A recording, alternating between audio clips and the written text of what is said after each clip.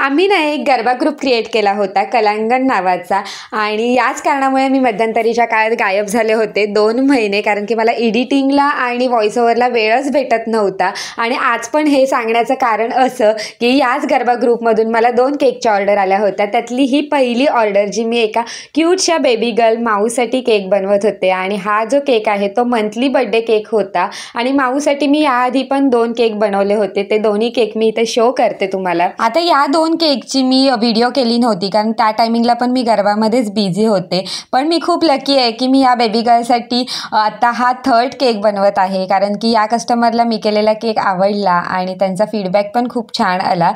थोडंसं त्यांना स्वीटनेस कमी हवे होता, तर त्याच्यामध्ये पण मी चेंज केला.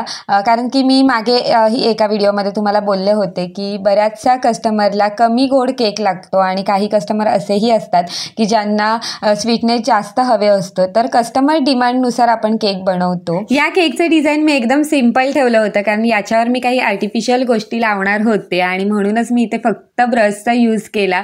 म्हणजे मी एका वाटीमध्ये कलर घेतला, त्याच्यामध्ये ब्रश डीप करून वरच्या साईडला हलक्या हाताने आणि साईडने पण मी हलक्या हाताने फिरवलं होतं. त्याच्यामुळे ही सिम्पल अशी डिझाईन क्रिएट झाली जी खूप छान दिसत होती. आणि त्याच्यावरच मी हॅपी 4th मंथ बर्थडे असं लिहिलं आणि मी माऊचं नावच लिहायला विसरले होते. जेव्हा मला कस्टमरचा कॉल आला तेव्हा मला आठवण झाली, मग त्यानंतर मी त्याच्यावर नाव लिहिलं आणि साईडला छान असे 3 आर्टिफिशियल मी बटरफ्लाय लावले, ज्याच्यामुळे केकचा जो लुक आहे तो एकदम भारी दिसायला लागला होता. तर हा केक तुम्हाला कसा वाटला नक्की कमेंट करून सांगा. भेटूया पुढच्या व्हिडिओमध्ये, तोपर्यंत बाय बाय.